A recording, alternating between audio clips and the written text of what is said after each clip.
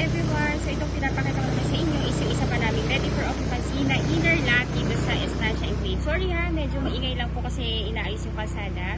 Ayun, so this is the unit. Ayan po, this is block 9 lot block 9 lot 3. Sana, ayun. Block 9 lot 3. Second to the end lot. So ito po yung daan yan, diretso dito. Then this is the phase gate. Katapat na po ninyo yung amenities like yung adult pool, kiddie pool, clubhouse, multi-purpose hall, playground, basketball court, and church. Kaya kung naghahanap kayo ng pinakamagandang phase dito sa Estancia Enclave, ito po yung pinakamaganda actually. So ayun po, this is only 2.6 million down from 3.1 million. So ayun po, ito na siya. Ayan, bali 1, 2, 3. Yung beige po, second to the end lot. Ayan, so ito yung unit. Pag tinurn over yan, complete finish na po yan. Ayan, so, ano po, ito po yung ano natin. Ayan yung unit. Hindi ko na po kayo may papasok dito sa loob. Kasi nga po, number 1 po, nakalock po yan. Ayan. So, ayun po. Ayan, ma'am. Ayan, so again, if you want to reserve the unit, ang first na gawin po natin is reservation fee na 20,000 pesos po.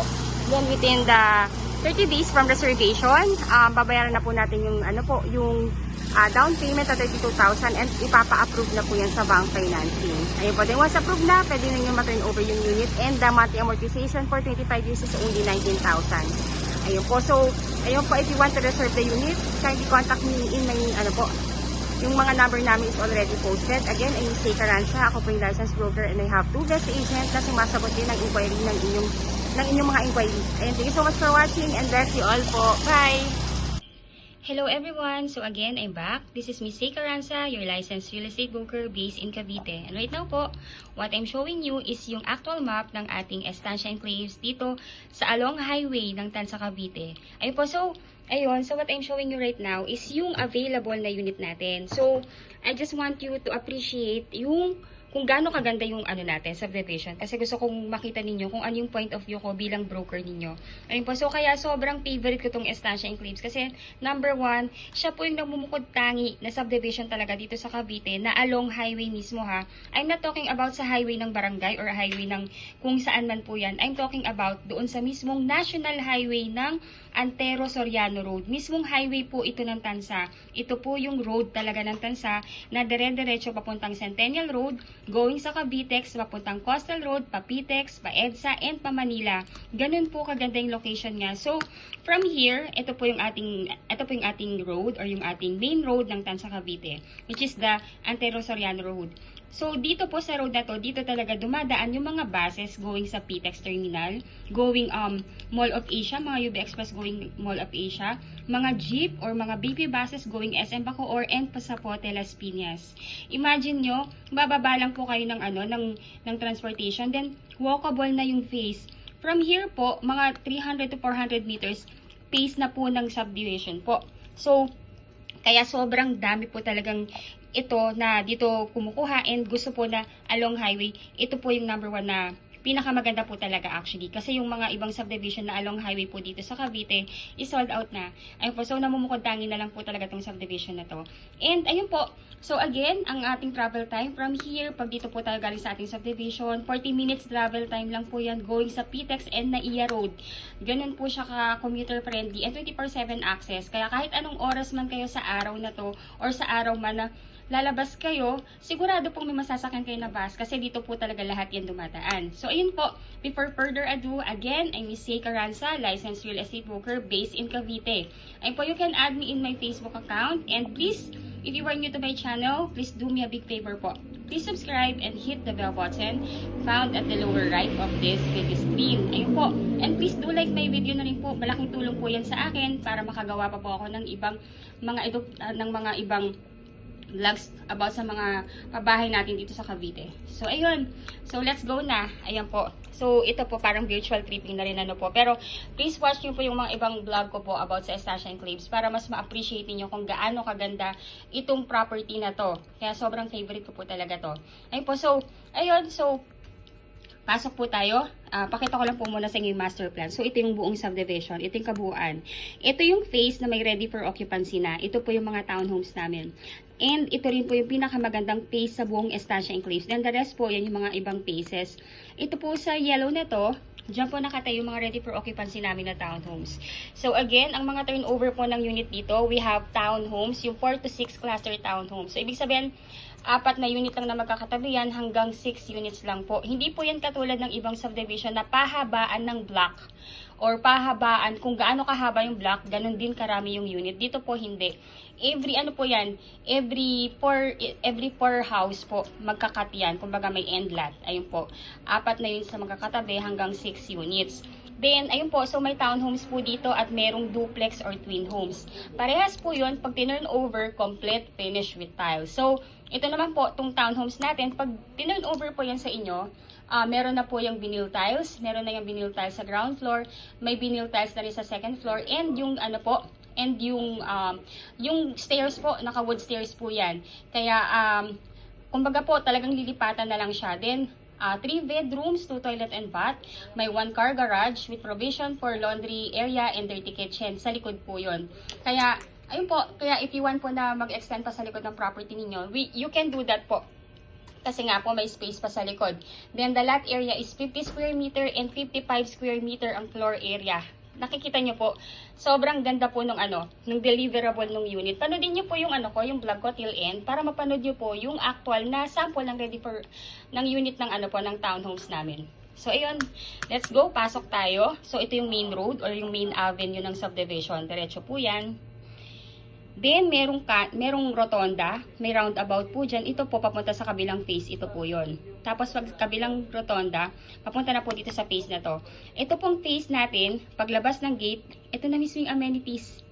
Yung amenities po na yan, dyan itatayo yung adult pool, kiddie pool, clubhouse, picnic ground, playground, basketball court. Kaya, nasabi kong ito yung pinakamaganda kasi, ayan katapat lang po. Kumbaga, kung yung mga anak ninyo, yung mga kids ninyo, gustong mag-recreational activity and make friends, ito pwede na nilang puntahan to. And also po, by the way po, ongoing pa po yung, yung development ng ating amenities. So, inuna muna yung residential natin. Pero eventually, tapos na nito kasi right now, ongoing na yung pagtatayo.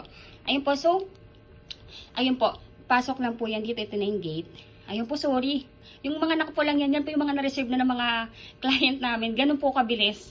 Again po, from 3.1 million down to 2.6 million. Nililiquidate na lang talaga itong mga available na unit para po maubos na namin. Kasi masyado kaming focus dito sa bagong phase. Itong bagong phase kasi na to, dito ilalagay yung mga twin homes or duplex. Pero hindi pa po yung RFO ha. Unlike yun nandito, twin homes. Yung townhouse natin dito is RFO na. Ayan po. So, ito yung mga available nung last week. And ayan po, pagka-vlog ko, reserve ka agad. Lahat online reservation po. Ganun po kabilis. Kaya ayan po, yung available natin na unit dito is ito. Itong Block 17, Lot 43. Block 17, Lot 38. Ito. Tapos, Block 16, 46. Block 16, 42. Block 17, 27. Block 12, Lot 3. Kung ayaw nyo na may katalikuran, ito maganda to. Ayan po. So, ang kagandahan po dito, mukha lang siyang malaki sa face ha. Pero, if lalakarin nyo, dire-diretso lang naman po yan. Malapit lang po siya kasi ako yung binablog ko yan. Nilakad lang namin yan from here, papunta dito sa mga available na unit. So, watch nyo po yung aking mga vlogs. Mapapanood nyo po yung mga video ng actual unit ng mga binabanggit ko. At least para makapili na kayo. Yan na lang po yung available. So, right now po we have 1, 2, 3, 4, 5, 6, 7, 8. 8 units left. Ayun po. So, open house kami this coming Saturday. Ayun po. So, wag niyo na pong intayin mag-open house kasi pag nag-open house kami sa Sabado, sigurado sold po yan. Ayun po, so you can do your online reservation. Let me know lang po kung anong unit yung nagustuhan ninyo para at least ma-hold ko na po yan. Then ipo-forward ko po sa email ninyo yung reservation form agreement para mapirmahan na ninyo and isend back niyo po sa akin. Kung kayo po ay OFW at wala sa Pilipinas, all you need to do po ay magtalaga lamang kayo ng representative na siyang pipirma in behalf ninyo pertaining sa pagkuha ng inyong property dito sa Pilipinas. Ayun po. Tapos po, yung mga documents or requirements na kailangan namin sa inyo para ma-process ang inyong housing loan sa bank, you can email lang naman po yan sa akin. Then, ipiprint ko yan, ipafile ko na yan. Ako na po bahala mag-send yan sa developer natin. Then, pag may approval na at hindi pa po kayo makakauwi sa Pilipinas, ang magsa-sign in behalf ninyo dun sa loan approval ng bank sa housing loan is yung representative ninyo. So again, yung representative po ninyo kailangan is immediate family member. Bawal po ako, bawal ang kaibigan, immediate family member po. Like asawa, anak, kapatid, magulang na nag-e-edad na 21 to 55 years old. Kung wala po, kung ang family po ay nasa ibang bansa, pwede pong pinsan ninyo, bayaw, hipag, or in-laws, as long po na nandun sa circle ng family ninyo. Ayun po. So, ayan. I'm just presenting to you po yung actual location ng ating mga units. Again po, you can do your online reservation anytime po. Let me know lang po para masend ko po sa inyo yung reservation form and yung SPA form. By the way po, yung SPA form po yun, magagaling po yun sa amin. Lalagyan ko na lang po yun ng tick kung saan po kayo pipirma. Then, dadalhin nyo po yun sa Philippine Embassy natin kung saang bansa po kayo naroroon ngayon. Then, pagka napakonsul nyo na po, ipadala nyo po yun sa inyong magiging representative dito sa Pilipinas upang ma-sign din niya and maipadala po niya sa amin sa office para ma-file po namin. Pero if ever man po na magkakaroon kayo ng hassle or medyo nahihirapan po kayo sa pagpapakonsularize, let me know po. Baka pwede natin gawan ng paraan yan dito sa Pilipinas. Let me know lang po. At least matulungan namin kayo sa part na yon. Ayun po, so itong computation naman na po, itong pinapakita ko sa inyo is yung computation natin for the inner townhomes. Ayun po. So, ang ating house specification, complete turnover, may na po yan, as I say po, meron na yung vinyl tiles, may partitions na. Ayun po. 3 bedrooms, 2 toilet and bath, 1 carport with provision for laundry area and dirty kitchen sa likod. Lot area is 50 square meter, then the floor area is 55 square meter. Ayun po, sorry to say po, ubos na po ang ating end lot at corner lot. Ayun po, so ito na lang po yung natitira talagang unit natin. So, ang total contract price po niyan is 2,688,000. Then, ngayon po, dahil nga po kami mag-open house, magbibigay pa kami ng discount na 68,000. Again po, ang original price na po talaga nito is 3.1 million. Pero para po ma-fast move na namin yung pag-uubos ng property nitong mga na-available na unit, nilagay po uli sa old price. Ito po yung old price ng property 5 years ago. Ayun po. So, 2.6 million po siya before. Ngayon, dahil mag-open house po kami, unahan po ito, magbibigay pa kami ng discount na 68,000 pesos less sa total contract price. So, ang magiging total contract price na lang is 6,220,000. Then, miscellaneous fee is 183,400. Ito pong miscellaneous fee is for the title transfer, government tax, and processing fee sa bank po. Then, yung down payment, from 10%, ginawa ding 1.9% down payment para mas maging makamasa and malipatan nyo kaagad. Para, syempre po, kung mas mababa ang down payment, mas mababayaran ka agad. Yun naman po kasi yung goal namin. Maibigay ka agad sa inyo yung property. Wala nang pahirapan. Ayun po, again, yung 1.9% down payment is based po yan dito sa net TCP na 2.6. So, ang 1.9 po niyan is 49,780 pesos. Ngayon po, ang first cash out, if you want to do your online reservation na, you can deposit yan sa bank account ng aming sales officer. Ang first cash out is 20,000. 20,000, i-deduct po yan dito sa down payment na 49,780. So, ang magiging net na down payment na lang is 29,780 pesos. Ngayon po, may 5% na initial MF lang po tayo nababayaran na 9,170. Itong 5% initial MF base po yan dito sa 183,400. So, ang 5% po nito ay 9,170. So, i-add lang po yung dalawa na yan, yung 29,780 plus 9,170 equivalent to 38,950. Ito po yung magiging down payment natin na kailangan nating bayaran within 30 days upon reservation po. Ngayon po, pagbayad na yung down payment, stop payment na po tayo. And dapat po na-complete na natin requirements natin kasi po, ipapa-approve na natin yan sa bank financing. Ngayon po, while wala pa pong lumalabas na approval, wala po muna kayong babayaran. Usually po yung approval natin sa bank, lumalabas po yan within the period of 30 days. Within the period of 3 months po. Ngayon po, pag may approval na kayo, si bank, directly po yan mag-i-email sa inyo to inform you na na-approve na kayo, then lalatagan na kayo ng contract. Basahin nyo lang po yung contract, and pag nabasing na yung terms and conditions and nag-agree na kayo, replyan nyo po yung bank na ina-accept yung approval. Para yung magiging representative ninyo dito sa Pilipinas, bibigyan na po siya ng date for loan contract signing po. So, ayun po, ngayon po, pagka nakapag-loan contract signing na po yung inyong representative, hihingi naman po ng go signal sa inyo si bank kung ipapa-loan release yun na po sa developer. Ngayon po, pag na-loan release na po sa developer, yung loan po, mag-i-start na rin po kayo ng inyong loan, ang inyong monthly amortization kay bank. Ayun po. Then, pag na-receive na rin po ni developer yung loan proceeds, hingi naman siya ng 30 days sa atin or sa inyo po para for the unit preparation and acceptance ninyo ng unit. Yun na po yung magiging date din ng inyong loan, ng inyong housing, ng inyong house turnover po. Ngayon po, pag nakapag-loan release na, bali po, ito po yung magiging monthly amortization natin. Bali, kung gusto nyo pong i-maximum na 30 years to pay po, ang inyong magiging monthly amortization for 30 years is 20,138.77 centavos. Ngayon po, yung required income na kailangan na mag-reflect sa inyong job contract or certificate of employment at payslip is at least nag-gross po kayo ng 68,834.35 centavos.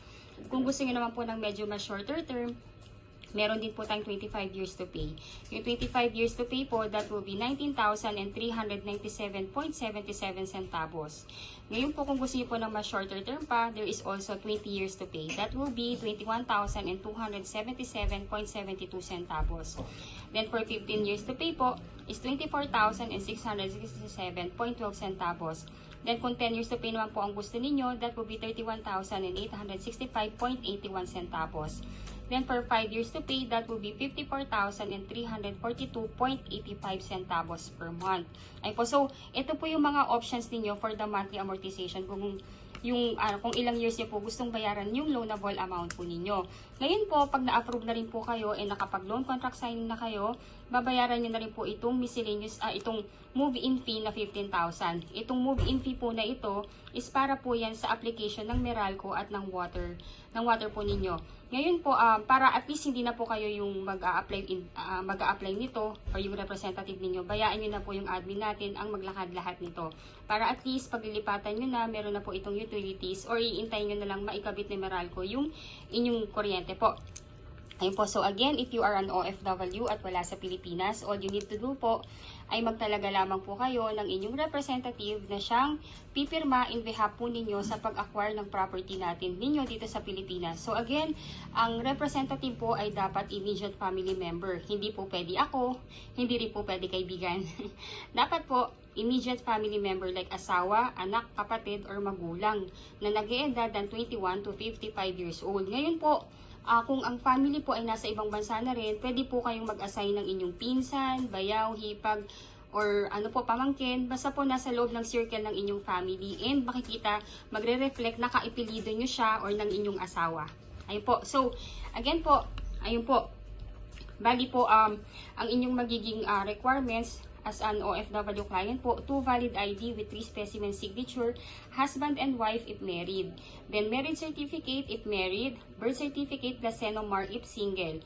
Then number 3, 1x1 ID picture or selfie picture with white background, husband and wife if married. Then TIN ID ninyo, husband and wife if married. Ngayon po kung wala po kayong TIN ID, meron po tayo ditong contact na pwedeng doon tayo magpagawa.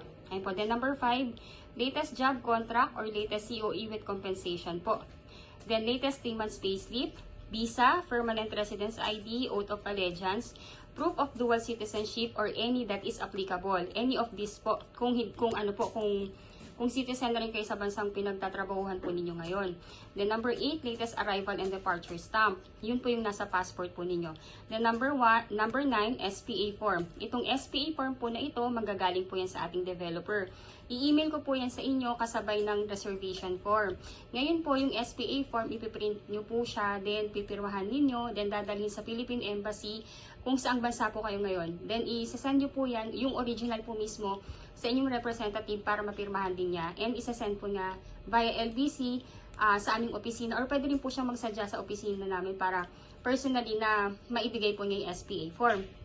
Ngayon po, kung isa rin po kayo doon sa mga kababayan natin na medyo nahihirapang magpakonsulta rin sa Philippine Embassy because malayo or walang time or ayun po or for any reasons po, let me know po. Check natin, baka pwede natin gawa ng paraan yan dito sa Pilipinas. Sabihan nyo lang po ako kung ano yung hindrances. Let's see, baka kaya naman natin gawa ng paraan yan dito.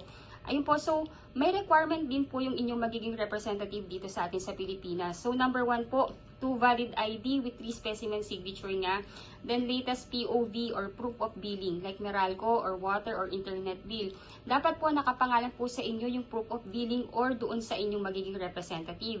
Kung wala pong nakapangalan na billing sa kanya, pwede po siyang magpagawa ng barangay certificate na nagsacertify sa kanya na doon siya nakatira, or kung nagre-renta po siya doon sa tinitirahan niya ngayon, magpagawa lang po siya doon ng letter na nagsacertify na doon siya nakatira. Ayun po. Then, lagyan lang po ng signature ng landlord and mag-attach lang po ng 2 valid ID. Ayun po. Then, di ba nabanggit ko po dito na ang down payment is payable within 30 days from the reservation. Ngayon po, ang reservation fee kasi pwede pa ninyong i-deposit through online sa aming bank, sa aming sales officer. Pero ito kasing down payment na total of 38,950 ay dapat po naka-ano po yan, dapat po ay naka-manager's check. So ito pong 38,950, kung ipapadala nyo po yan sa bank account ng inyong representative or yun po sa inyong representative, i-request na lang po ng inyong representative na gawing manager's check po ito. Bali, 2 manager's check po yun. Sa unang manager's check, ang ipalagay po is itong 29,780. Then yung second na manager's check is 9,170. Ngayon po, ang dapat po na nakalagay doon sa pay to order is yung pangalan ng developer natin na si Raymolan Lands Inc. Ayun po. Ganun lang po. Ganun lang po kasimple yung pag-acquire ng property natin dito. So, first, inquire po kayo sa akin. Second, reserve the unit. Third, comply natin requirements. Fourth, intayin po natin ang inyong housing loan approval. Then fifth, housing turnover na. Ganun lang po. So, let me know po kung naiibigan nyo na yung property natin. Anong block, anong lot. Para ma-hold ko po kagad yan. Again, open house kami this coming Saturday. And 68,000 down payment discount. Ay, 68,000 discount yung maliles pa dito. From 3.1 to 2.6 na lang siya. Then may 68,000 discount pa. Saan pa kayo? Unahan po talaga tayo dito. So again, I'm Miss Say Carranza, licensed real estate broker based in Cavite. And if you are new to my channel, please do me a big favor po. Please subscribe and hit the bell button found at the lower right of this video screen. Add nyo po ako sa Facebook para makilala nyo rin po ako. Thank you so much for watching and bless you all po.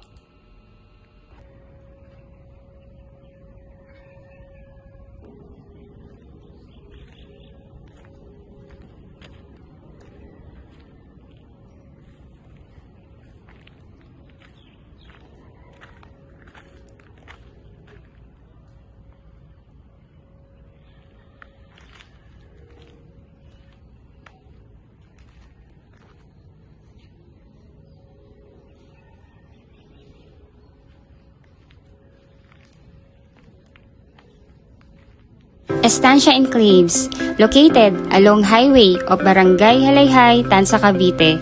Ang subdivision po ay nakatayo lamang along highway of Antero Soriano Road, Tanza, Cavite.